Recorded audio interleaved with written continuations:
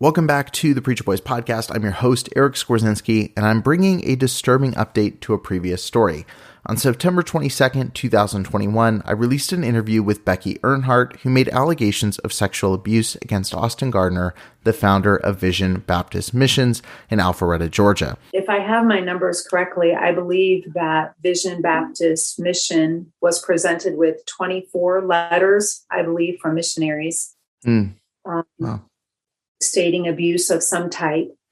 And then within the survivors of Austin Gardner website, I believe there were at least 12 different submissions of specific situations or validating things that I said happened. They were able to validate that what I said was true. They had firsthand knowledge or had seen some of the evidences of the things that I spoke about. And now you have to remember, his family has had a presence in Peru for a long time. And so what a lot of people in America don't understand is that while we are working on the American side, we're also working on the Peruvian side. And so there are a couple of lawyers that are already working on that side, handling things that are coming in from that side. Much has transpired since that video is released, and of course you can check out that video over on the Preacher Boys podcast and the Preacher Boys YouTube channel. But there's been an internal investigation. Austin Gardner has stepped away from his public position as the founder of VBM, and some missionaries have even walked away from the organization, while others have become more entrenched and remain deeply supportive. The update I have comes from the reporting of DearVisionBaptist.com, a blog that has been keeping track of allegations and discoveries regarding VBM.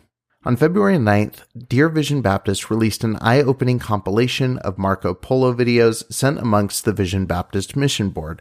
The video features several Vision Baptist Mission Board leaders, including the president of VBM, Jeff Bush, the pastor of Vision Baptist Church, Trent Cornwell, the general director of VBM, Travis Snowd, and the other field directors of VBM. The link to the full video can be found in the show notes of this episode and on DearVisionBaptist.com. There's a few things in these recordings that really stand out to me, and the most obviously concerning clips are, of course, those of the VBM President Jeff Bush, who purposely wanted to limit the scope only to include Becky's sexual abuse accusations and ignore other accusations made regarding other abuse by others formerly connected to VBM so that they would not be investigated.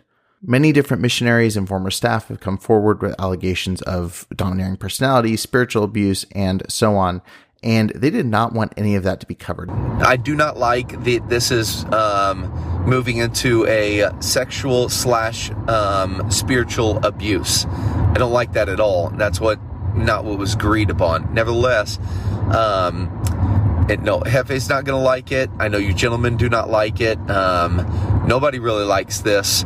The audio portion that really stood out to me and many others who watched the video was that coming from Jeff Bush about organizations like Grace.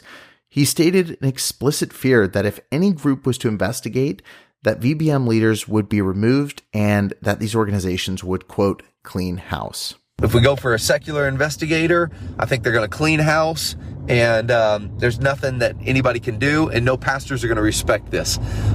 Secondly, if we get that Grace group or whatever, then they're going to clean house, and all of us are gone, just because the whole environment is toxic, quote unquote. I don't know. And the other part that feels really disconcerting as someone who's been covering abuse within independent Baptist circles for a long time now is that Jeff Bush also explicitly stated that he wanted some independent Baptist pastors involved in the investigation because they would be okay with the, quote, domineering personality of Austin Gardner and not deem it spiritual abuse. So I spoke to Jonathan Bailey again. He said, which I know he spoke to Trent as well earlier, and he's very neutral. He said, look, if you guys walked in, I don't know anybody there. I don't know Austin Gardner. I don't know anybody. He said, this is very unbiased. He said, but I know the independent Baptist world. We can either linger this on or we can, get to the investigation and get things rolling. And I said, well, I have some questions. There's 7 other guys that do the voting, not just me. And so they want to know as far as how many other pastors are there, and are they independent Baptists? And he said, yes, 2 other pastors. They are both independent Baptist. He said one is Pastor Travis Smith in Tampa, Florida. He said independent Baptist, independent fundamental Baptist of a mission agency. I think he's a head of a mission agency. He said he doesn't know y'all, and we're looking for them. He said there's one other, but he hasn't confirmed. I think it's seems like Boston or I don't remember where he said.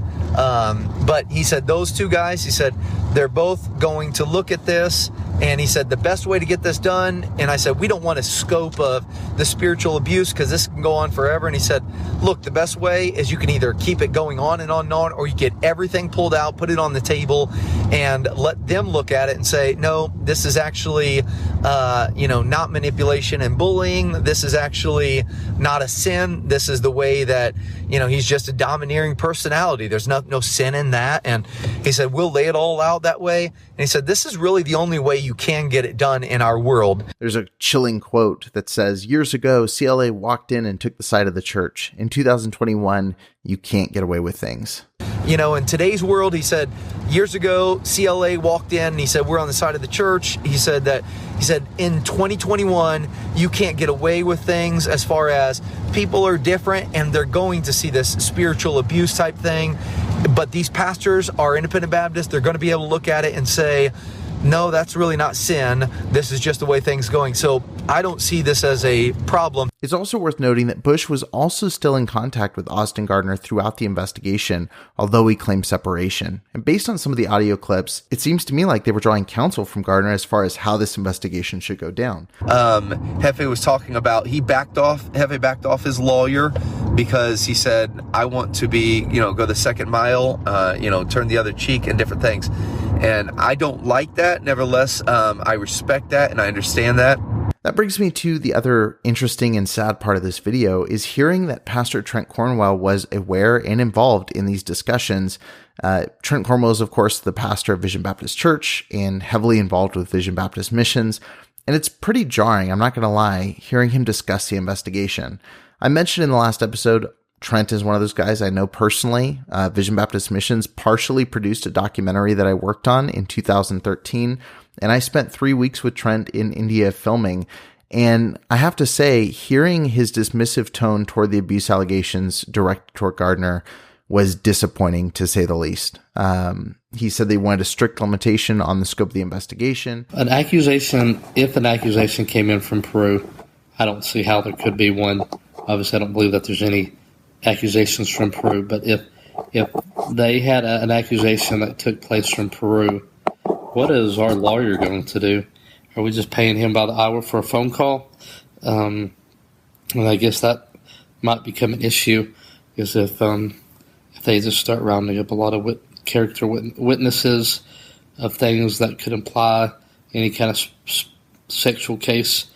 What Tolson said is what I was proposing the other day, is that all spiritual abuse would be handled by the local church, and I think it's a good policy for all of them. I'm not opposed to the pastoral board of advisors on that, but we should probably put a lot of words on paper before that's ever created. You don't want an advisory board that is a cause of real distress for us because of their opinions. And he threw out that last statement that so many independent Baptist ministry workers throw out often: we can do whatever we want. We can do whatever we want. So I talked to Jonathan Bailey this afternoon. He had called me, and so last night, whereas I told you guys this morning in my texts and stuff that I was leaning towards no on the investigation by them because they could not agree to a very narrow scope.